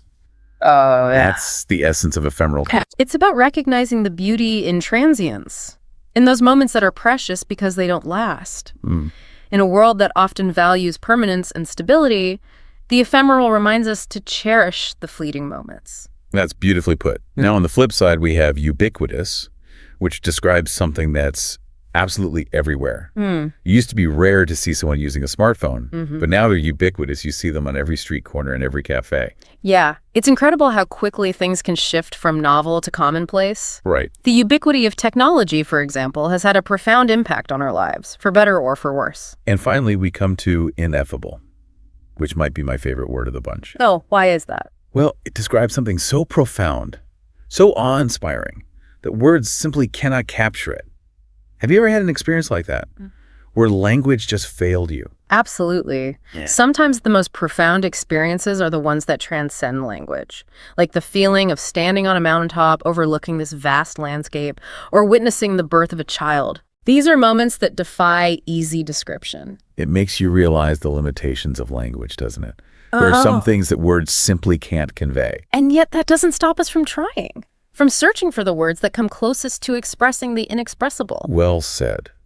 Ready to tackle our next set of words. Hit me with it. This group focuses on actions and reactions. Yeah. Perfunctory, temerity, and recant. Let's start with perfunctory. Okay. You know those days when you're just going through the motions? Yeah. Doing something out of habit or obligation, but without any real heart? Yeah. That's perfunctory in action. We all have those days, right? The key is to recognize when we're stuck in a rut and to make an effort to infuse our actions with more intention and meaning. So true. Now let's talk about temerity. Right. This word is all about boldness, audacity, even a little bit of recklessness. It's about having the guts to do something daring, even if it goes against the grain. Right. Have you ever witnessed an act of pure temerity? Yes, actually. I recall a time when a junior researcher presented this groundbreaking theory that challenged, the established thinking in the field. Wow. It was a bold move considering the potential backlash from senior colleagues. Wow, that takes courage. It does. That makes you wonder, what's the line between temerity and foolishness? I guess it depends on the outcome, right? I suppose it does. But sometimes those acts of temerity are the ones that lead to true innovation and progress. And finally, we have recant. Okay. This is about taking back your words, admitting you were wrong, often in a public way. Right. It could be a politician retracting a statement, a scientist revising a theory, or someone simply owning up to a mistake. It's a powerful act, recanting. Yeah. It requires humility, a willingness to acknowledge our fallibility. In a world where people are often afraid to admit they're wrong, recanting can be a sign of true strength and integrity. It's about putting truth above ego, which can be a tough thing to do. It can. All right, ready to move on to our last group of words. Let's do it. This one's all about dreamers and realists, and it centers around the word quixotic. Quixotic. Named after the idealistic knight, Don Quixote. Right. He's famous for tilting at windmills, mistaking them for giants. It's a wonderful example of how idealism and imagination can sometimes clash with reality. Exactly. The word quixotic captures that blend of idealism, romanticism, and perhaps a touch of naivete. Yeah. It makes you think about the balance between chasing dreams and being grounded in reality. It's a delicate balance, isn't it? On the one hand, we need idealism to inspire us, to push us beyond the limits of what seems possible. But on the other hand, we need pragmatism to navigate the complexities of the real world and make progress towards those ideals. So true. Yeah. And sometimes those seemingly impossible quixotic goals can lead to unexpected breakthroughs. Absolutely. It's about finding that sweet spot between dreaming big and taking practical steps to make those dreams a reality. What about you? Do you have any quixotic goals you're pursuing? That's a great question. I'm going to have to ponder that one for a bit. Okay, but in the meantime. So, any thoughts on those quixotic goals? Did any come to mind during that little pause? I was thinking about how even outlandish goals can spark innovation. Like, if no one had ever had that crazy idea to fly, well, we wouldn't have airplanes, right?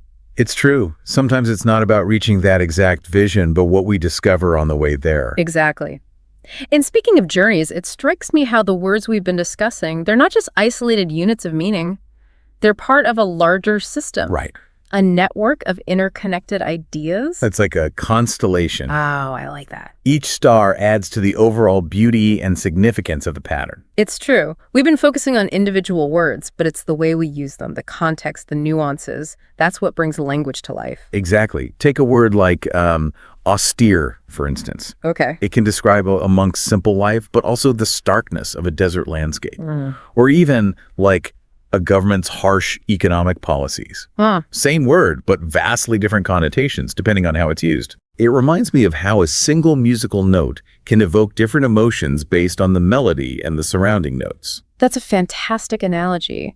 And just like a composer carefully chooses notes to create a specific mood, skilled communicators select words to evoke feelings and convey precise meaning. This makes me think about the importance of expanding our vocabulary, not just for intellectual reasons, but to become more effective communicators. Right. The more words we have at our disposal, the more precisely we can express ourselves. It's like having a wider range of colors on an artist's palette. A limited palette can still create beautiful art, but imagine the possibilities when you have every shade and hue imaginable. And not only can a rich vocabulary enhance our own communication, but it also helps us understand the nuances of what others are saying. Absolutely.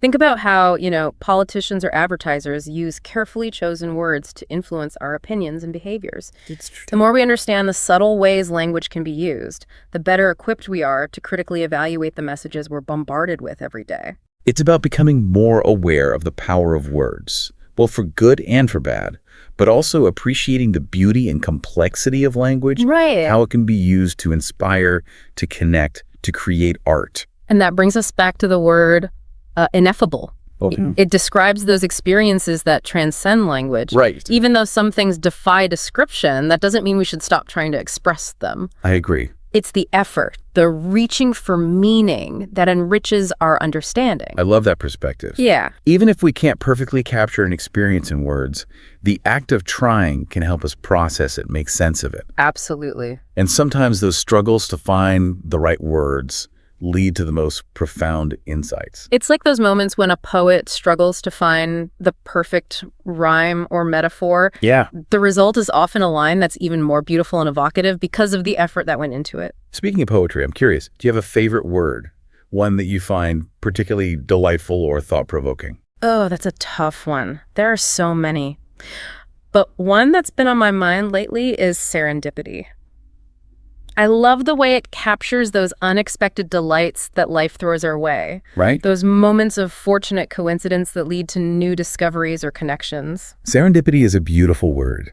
It reminds me of how sometimes the most meaningful experiences happen when we're not actively seeking them out, when we're open to the unexpected twists and turns of life. Exactly. It encourages us to embrace a sense of curiosity and wonder, to be open to the possibility that something amazing could be just around the corner.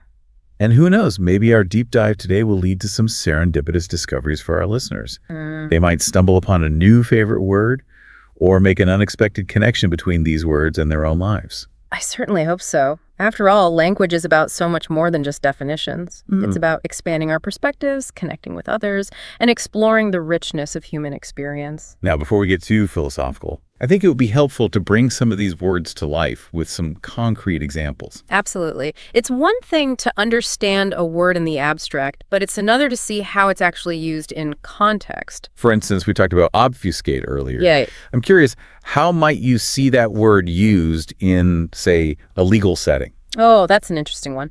In law, you might see obfuscate used to describe a defendant's attempts to hide assets or mislead the court. Or it could be used to criticize a lawyer's dense and confusing legal arguments. So they're intentionally trying to make things difficult to understand. It seems that way sometimes. But as we've been saying, the more we understand these words and the ways they can be used, the better equipped we are to see through those attempts at obfuscation. Exactly. And speaking of context, I think it'd be interesting to explore the etymology of some of these words. Oh, yeah. Trace their origins back to ancient languages and historical events. I love that idea. Etymology can be like a detective story, uncovering hidden layers of meaning and revealing the fascinating journeys these words have taken over time. For example, did you know that quixotic comes from the Spanish novel Don Quixote? It's amazing to think how a single literary character can inspire a word that becomes part of our everyday language, That's true. carrying with it the spirit of idealism and romanticism. It's like these words become vessels, carrying centuries of history and cultural meaning within them. And by delving into their etymology, we can unlock those hidden layers of meaning and gain an even deeper appreciation for the words we use. It's like going on a linguistic treasure hunt. But instead of digging for gold, we're unearthing the stories and cultural influences that have shaped our language. And those stories can be just as valuable as any treasure. They remind us that language is a living, breathing entity that's constantly evolving, shaped by the people who use it and the world around them. This conversation has really sparked my curiosity. Yeah, mine too. I'm eager to delve even deeper into the world of language and explore more of its hidden treasures. Me too. And I have a feeling our listeners are ready to continue this journey with us. I think so too. Should we take another short pause and come back for a final round of exploration? That sounds like a perfect plan. We'll be back soon to wrap up our deep dive into advanced English vocabulary. Welcome back to our deep dive into advanced English vocabulary. Glad to be back. It's been such a fascinating journey exploring all these nuances and hidden depths of these words. Yeah, I agree. It really makes you realize how much richness and complexity there is in language. Absolutely. And we haven't even touched on idioms and slang, Oh, that's right. which adds another layer of color and expressiveness to language. Imagine trying to explain kick the bucket or spill the beans to someone learning English for the first time. Oh, that's a good one. It'd be like trying to teach them a secret code. Absolutely. Oh. And every language has its own unique set of idioms and colloquialisms, right? Right. It really reflects the history and the culture and even the sense of humor of a language. Makes you realize how much language is tied to our identity, Yeah. both as individuals and as members of a particular community. And it highlights the importance of cultural exchange and understanding. Yeah. The more we learn about other languages and their nuances, the more we expand our own worldview. Now, before we wrap up, I wanted to touch on something we haven't really talked about yet, the role of grammar and syntax in effective communication. Ah, yes, grammar and syntax. While we've been focusing on individual words, it's the way we arrange those words, the structure of our sentences. That's what allows us to convey complex thoughts and ideas. It's like building a house, right? Yeah. You need strong, well-crafted bricks, but you also need a solid framework to hold them together. Precisely. Grammar and syntax provide that framework. They ensure that our message is clear and coherent and easy to understand. It's amazing to think about how even a slight change in word order or punctuation can completely alter the meaning of a sentence. A misplaced comma can lead to all sorts of ambiguity and confusion. So true. And that brings us to another important point, the importance of being precise and intentional with our language choices. Especially in written communication where we don't have, the tone of voice or body language to help convey our meaning. Exactly. It makes you realize how much responsibility we have as communicators to use language carefully and thoughtfully. And it highlights the importance of editing and revising our work to make sure our message is clear, accurate, and free of errors. Well said. Now, as we come to the end of our deep dive, I want to leave our listeners with a few key takeaways. Okay. First and foremost, language is constantly evolving. It's true. New words are being coined all the time. Old words take on new meanings. It's like a river, Yeah. always flowing and changing shape. Which means we need to be lifelong learners. Always curious about language and how it's being used in the world around us. I also want to encourage our listeners to embrace the power of language, Absolutely. to see it as a tool for connection, for creativity, for making a difference. Words have the power to inspire, to inform, to persuade, to heal. But they can also be used to harm, to deceive, to manipulate. So it's crucial that we use them responsibly and ethically. Couldn't agree more. And finally, language is a source of endless fascination and delight. There's always something new to discover, some hidden meaning to uncover, some unexpected connection to make. That's one of the most beautiful things about it. So keep exploring, keep learning, keep playing with words, and most importantly, never stop being curious about the incredible power of language. Well said. Until next time, keep diving deep into the world of words. Okay, have you ever felt like native English speakers are just talking way too fast? Yeah. It's like they're speaking some kind of secret code or just mumbling. Right. You shared a masterclass with me about speaking and understanding faster English, so we are diving into that today. Yeah, and I think it'll be great to not just figure out how to understand rapid-fire English, but also how to speak it more naturally and fluently ourselves. For sure, for sure. I saw in the source material, they talk about this shadowing technique. I'm really curious to learn more about that. But first, why does English sound so fast to non-native speakers in the first place? I think it's a few different things all coming together at once. One big thing is connected speech, Okay. which is basically how words kind of blend together. Yeah. Instead of what do you want? It sounds more like wadaya wanna. Yeah. So it's not that the words themselves are faster. It's just they all kind of... They mush together. Yeah, they get mashed together, yeah. And then there's all those contractions too, right? Absolutely. Contractions and reductions are everywhere in natural English. And I think they definitely add to the speed. Things like, going to do, becoming gonna, or want to, shrinking to wanna. Yeah. It's like we like to be lazy with our words, but it makes it hard for people to understand. Yeah. No, what is this schwa thing I keep hearing about? Yeah, so the schwa, What is that? the schwa is a tricky one. It's like this chameleon vowel that changes based on the sounds that are around it. Oh, okay. It's this really unstressed, kind of mumbly sound you hear in words the classic example is banana. It's not banana, it's more like bunana. Yeah. It just becomes this lazy sound. So the schwa, it can pop up in any word then. Yeah. Not just, banana is the one everyone uses. It can even happen a bunch of times in the same word. Think of the word photography. Yeah. It's not photography, it's more like photography. Oh, wow. Okay, yeah. The schwa can really change how a word sounds. It really is like a secret code. I think an audio example would be really good here. Yeah. The masterclass actually gives an example of, I should have told you earlier, both at kind of a slower speed and a native speed. Okay, So let's listen to that. sounds good. Audio plays, I should have told you earlier, followed by, I should have told you earlier. Yeah, it's crazy. It does. It's almost like two different languages. I can totally see why this is a challenge. Yeah. But what's cool is that you don't necessarily need to hear every single sound Right. to get what's being said. Our brains are actually really good at filling in the missing information. That's good to know because, yes, some of that is, like, impossible to understand. Okay, so how do we train our ears to be better at, like, decoders of all this? Well, one really good way is to practice something called chunking. Okay. And basically, instead of getting stuck on each individual word, you try to hear phrases as like units. Oh. It's kind of like how we read, right? We're not focusing on each letter. We group the letters into words. Yeah. And then phrases. Can you give me, like, an example? Yeah, sure. Imagine someone's like, do you want to grab some lunch later? Yeah. If you try to pick out every single sound, Yeah. it's just a jumble, right? Yeah. But if you kind of chunk it together in your mind, do you want to grab some lunch later? Right. It becomes way more clear. Oh, yeah. So you kind of get the big idea. Yeah, you're listening for the key idea and not every little word. Exactly. Cool, cool. That kind of leads into the next thing, right? About listening in layers. It does, yeah.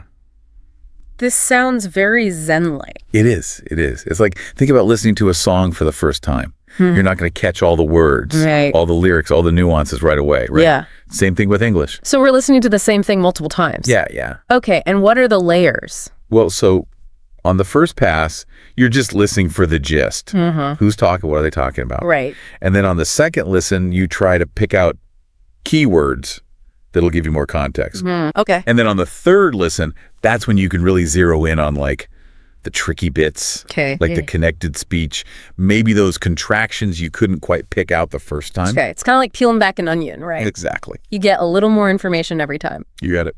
Cool. We actually have a dialogue example in the masterclass that we can use to try this Perfect. audio plays. Hey, do you want to grab some coffee? Yeah, but let me finish this first. Cool, I'll meet you in 10. Okay.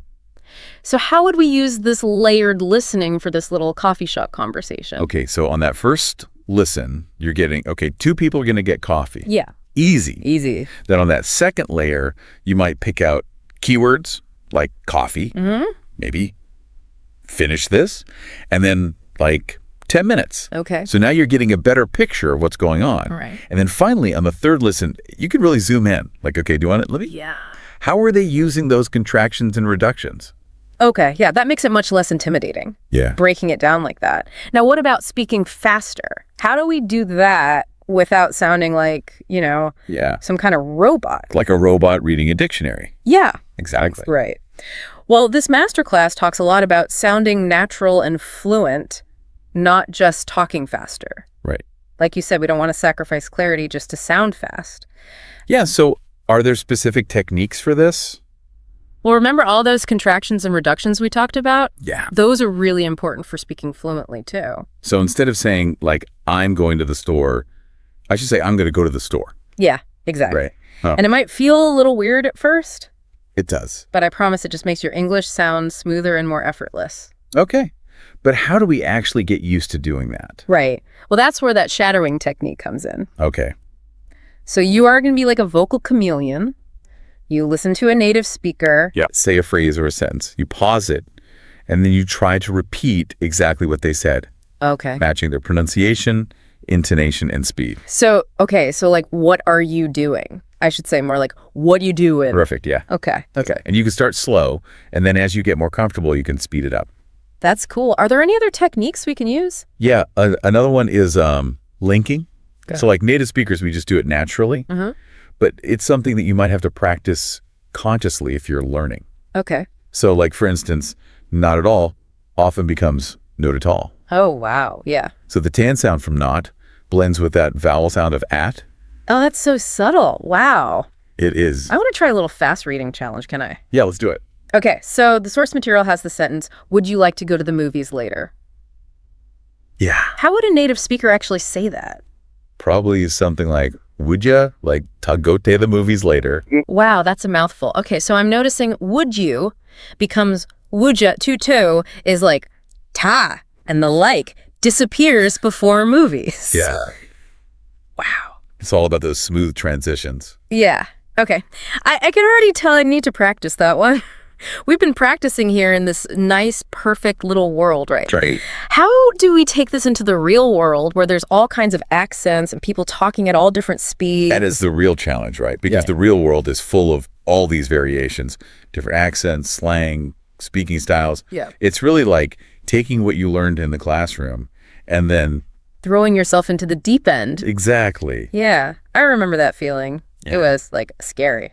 So what advice does the masterclass have for us for bridging that gap?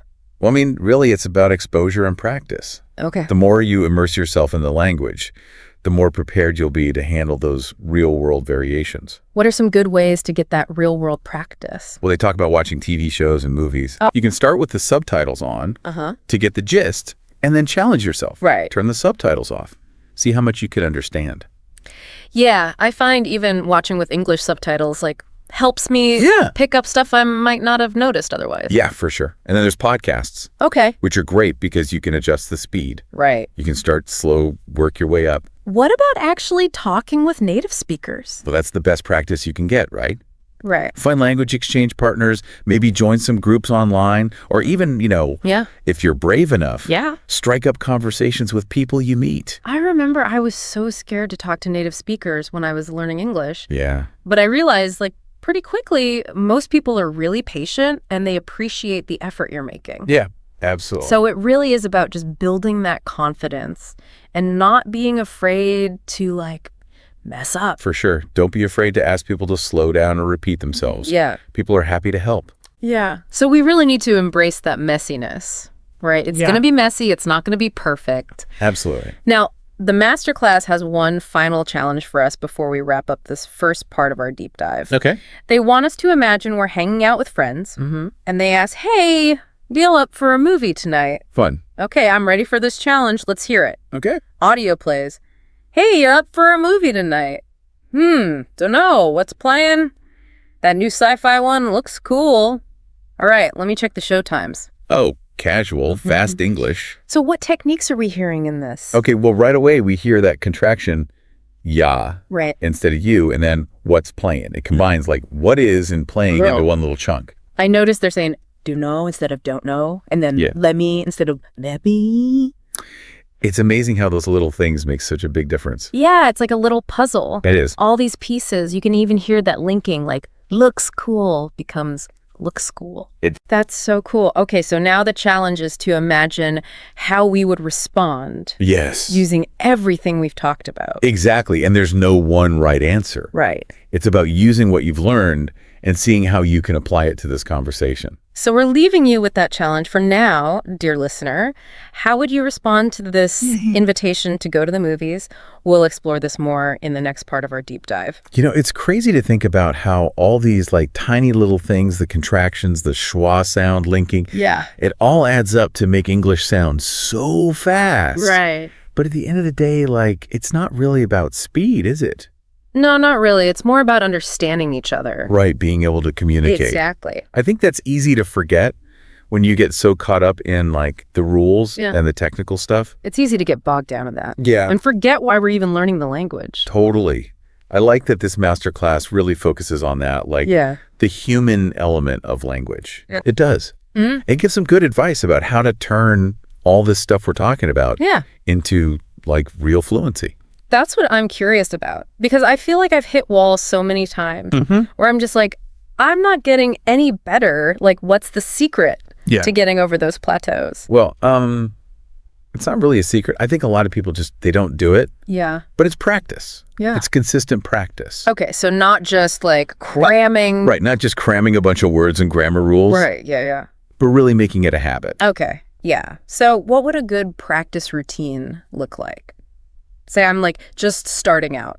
Well, I mean, even if you could just do like 15, 20 minutes a day Yeah. of focused listening, Okay. that's huge. It could be podcasts, TV shows, whatever you enjoy. Right. You could even just listen to conversations happening around you. Right. That's such a good, like, easy tip, you know? It is. It is. You don't need anything special for that. Just like go to a coffee shop, listen to people talking.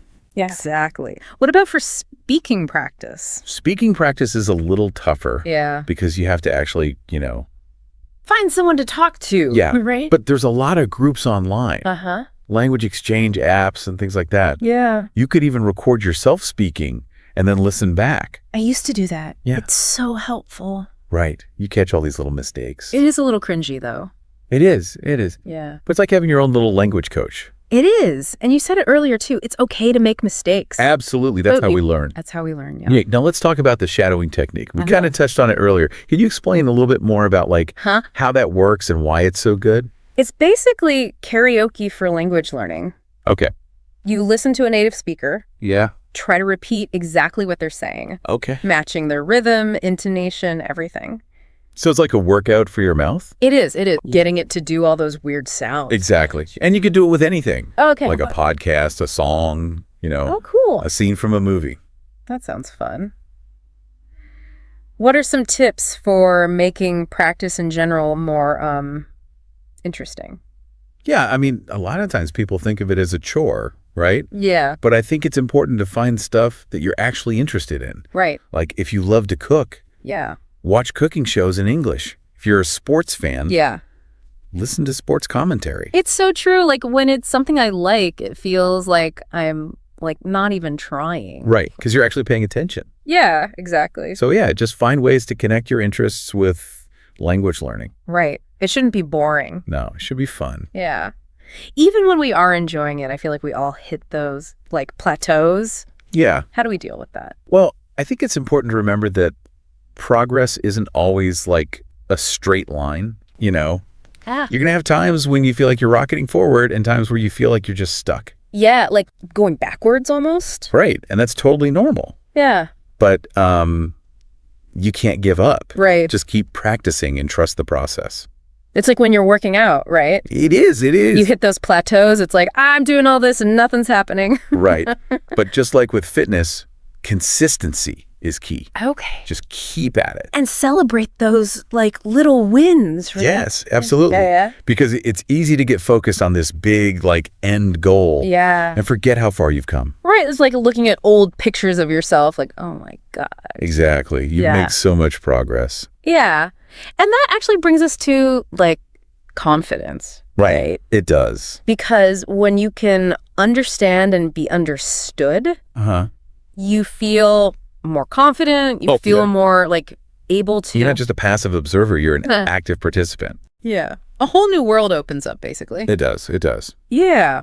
Okay, so we've talked about a lot of technical stuff. We have. And resources and even like the emotional and social benefits of being fluent. Uh-huh. I know this masterclass has one last challenge for us before we wrap up this section of our deep dive. Okay, I'm ready. So, remember that movie night situation we talked about? Yeah. Our friends invited us to go to a movie. Yeah, they asked you up for a movie tonight. And we heard all the back and forth about, Yep.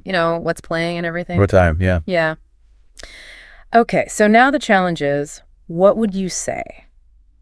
There's no script this time. No, I like it. Just like, what would you say? It's like they're saying, okay, here are all the tools. Now you go. Exactly, yeah. Make something beautiful. Yeah. It's your turn. Yeah. And I think that's what this whole deep dive is about, right? It is, yeah. It's not about memorizing. Yeah. It's about being able to actually use the language. It's about empowering you to use the language. Yeah, yeah. So, dear listener, that's the challenge for you. Put yourself back in that situation. Yep.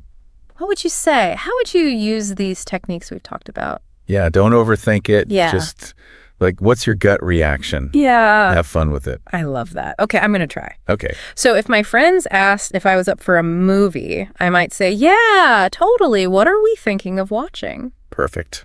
I'm using a contraction. You are. I'm keeping it casual. You are. And I'm expressing enthusiasm. Yes, you are. I love it. And I'm already feeling more confident just thinking about, I love that. using all this stuff. Yeah, and that's what it's all about, right? Is finding your own voice. Yeah. And just being comfortable. Awesome. So, dear listener, we want you to find your voice. Yes. Experiment, try new things, push yourself out of your comfort zone a little bit. And remember, fluency is not like an end point. Right. It's an ongoing journey. It is, yeah. Full of ups and downs. And it's all about connection, Right. It is, yeah. Connecting with other people. Okay, I think this is a good place to take a quick break, and then we'll come back and wrap up our deep dive into speaking and understanding fast English. I'm still thinking about that movie night challenge. Yeah. I like how it makes us actually, use what we learned. It is. It's a good way to, bridge the gap Yeah. between the ideas and actually putting it into practice. Totally. It reminds us this isn't just about, memorizing rules. It's Yeah. about, using language to actually talk with people. Right. Like language is about connection. Yeah. This deep dive has been awesome. Yeah. Can we do a quick recap of what we talked about? Yeah, for sure. Just to make sure I've got all the like key takeaways. Okay, well, I think the first thing to remember is that speed is just one part of being fluent. Okay. You don't want to just talk fast. Yeah. You got to be clear. Yeah. And you got to sound natural. Right. So it's like a balance. Exactly. Okay. And one way to do that is using all those contractions and reductions. Yeah, definitely. Those are super important. Yeah. They really make your English flow. Now, what about chunking? Oh, yeah, chunking's huge. Yeah. Training yourself to hear those chunks of words instead of every single word. It's like we're upgrading our brains. It is. It's like a software update Yeah. for your ears. That's a good way to put it. And then we have that layered listening approach. First the gist, then the keywords, then all that like subtle details. Right, like connected speech and all that. Okay, and then for speaking, we've got that shadowing technique. Ah, yes, shadowing. That was really cool. Like having a pronunciation coach in your ear. Exactly. And you can do it with anything. Right, any material that interests you. Yeah. So we've got all the tools. Now what's the secret to like putting this all together? What's the magic formula? Well, again, it's not really a secret. It's consistent practice. Oh. Finding things that you enjoy. Right. It should be fun. It should be fun, yeah. It shouldn't feel like a chore. Totally. Because when it's fun, you actually want to do it. Exactly. And you'll learn faster that way, too. Yeah. So like find things that you're into, like movies, podcasts. Yeah. Or connect with other people who are learning. Yeah. You can all practice together. Now we all know fluency isn't like you don't just arrive there one day. No, it's a journey. Yeah. With lots of twists and turns. Yeah. And we're going to mess up along the way. Oh, for sure. You just got to like keep going. Absolutely. Celebrate the wins and learn from the mistakes. I think that's a great way to wrap up our deep dive. Yeah. So, dear listener, hopefully this has given you some new ideas for how to take your English to the next level. Yeah. Keep practicing and keep exploring. And keep connecting with people. Yeah, because at the end of the day, language is about connecting. So true. That's it for our deep dive into speaking and understanding fast English. Thanks for joining us. We'll see you next time.